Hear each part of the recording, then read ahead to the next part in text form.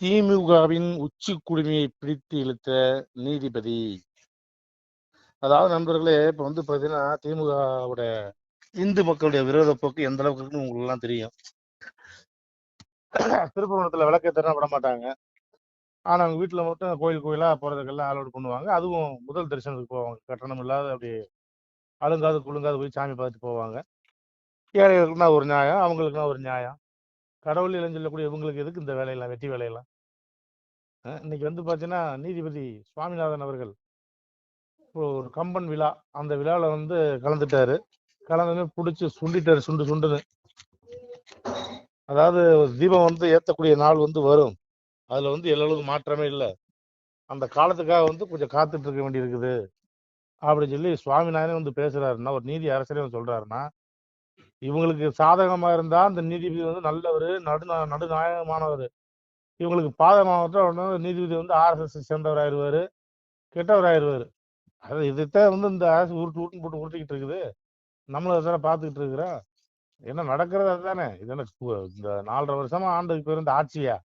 கன்றாவி photo shoot, நல்லா விற்க மாட்டிக்கிற வேண்டியது, எந்தெந்த வீதிக்கு போகணுமோ அங்கங்க நான் இஷ்டத்துக்கு வந்து நம்மளோட காசை எடுத்து அங்கேயும் இங்கேயும் போய் முதலீடு கொண்டு வரேன்னு சொல்லி ஊரை சுத்திட்டு, ஊரை சுத்தி ஊதாரித்தனம் பண்ணிட்டு வந்து விட்டு, அங்க அவ்வளவு முதலீடு வந்திருக்கு, இங்க முதலீடு வந்திருக்கு, கடைசியா ஒரு மண்ணாங்கட்டியும் வரல. யாருக்குமே நல்லது செய்யல. அதாவது நர்சுகளா இருக்கட்டும், நர்சுகளா இருக்கிறாங்கல்ல, அவங்களுக்கு எதுவும் நல்லது செய்யல. போக்குவரத்துறைகளுக்கு எந்த நல்லதும் செய்யல. துப்புரவு பணியாளர்களுக்கு எந்த விதமான நல்லதும் செஞ்சதா தெரியல. மொத்தத்துல இந்த ஆட்சி வந்து சைவருக்கு தான் லாயக்கதா. எதுக்குன்னா, கூத்தாடிகள் நம்பி விட்டா அவன் கூத்தியாலத்தான் கூட்டு போவான்னு காமராஜர் ஐயா சொன்னதா ஞாபகம் இருக்குது. அந்த மாதிரி என்ன இருந்தாலும் ஸ்டாலின் ஒரு காலத்துல கூத்தாடிதான், அதை மறுக்கவெல்லாம் முடியாது. இப்ப கூத்தாடிகிட்ட வந்து நாட்டை கொடுத்தனால என்ன ஆச்சு?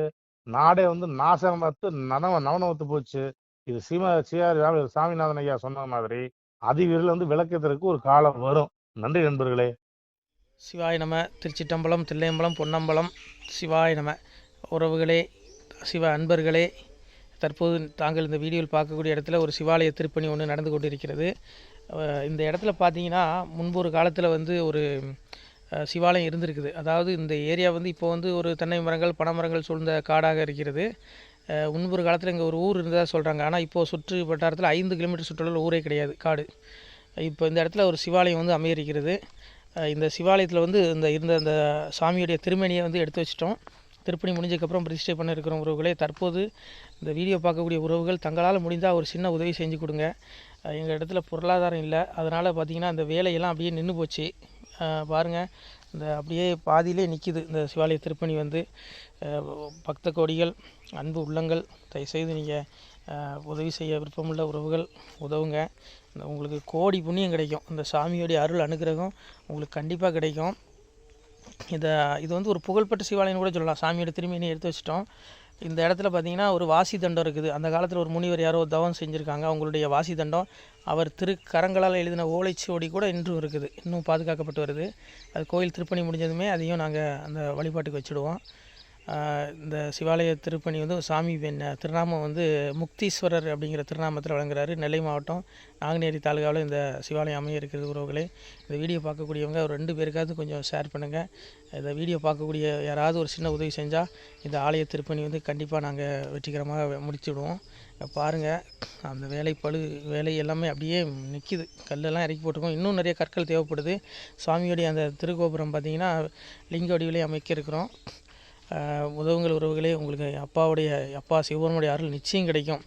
எம்பெருமான் சொல்வான், வாழுவீர் தாழ்வில்லாமல் மக்களும் கிளைகள் கொஞ்சி நாளுமே மகிழ்ச்சியை கூர்ந்து நலமுடன் வாழும்போது நீளுமே எனது செங்கோல் நீதியும் நெறிபோல் வந்து ஆளுமே உங்கள் தன்னை அன்புடன் அலையாவண்ணம். உங்களை எம்பெருமானுடைய அப்பாவுடைய திருவாசகத்தாலேயே வாழ்த்துறோம் உறவுகளே.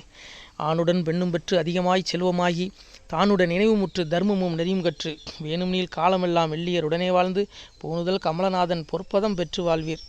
அந்த ஈசனுடைய பொற்பதம் நிச்சயம் கிடைக்கும். உங்களுக்கு இகத்திலும் சுகம், பரத்திலும் சுகம். உங்களுடைய கர்ம வினைகள் மன்னிக்கப்பட்டு உங்களுக்கு நிச்சயம் மோட்ச வீடு கிடைக்கும். இகத்தில் பூரண ஆயுளுடன் நோய் நொடி இல்லாமல் வாழ்ந்து நீங்கள் பரவாழ்வும் பெறுவீர்கள் உறவுகளே. மக்களே, நீங்கள் எல்லாம் வாழ்பொன்னம் பதியிற் சென்று முக்கியமான யுகநில மதிலே தன்னால் கக்கிய பொன்கள் ஸ்வர்ணம் கைமணம் குளிர அன்னம் பொக்கிஷம் நிறைய வைத்து புகழ உண்டு இனிதாய் வாழ்வீர். இந்த இகவாழ்வும் பரவாழ்வும் உங்களுக்கு சுகப்பட அப்பன் ஈசனர்களால் வாழ்த்துகிறோம். இந்த திருப்பணிக்கு உதவி செய்ய ஒரு ஜிபே எண் சொல்கிறோம். இந்த எண்ணில் நீங்கள் உதவலாம்.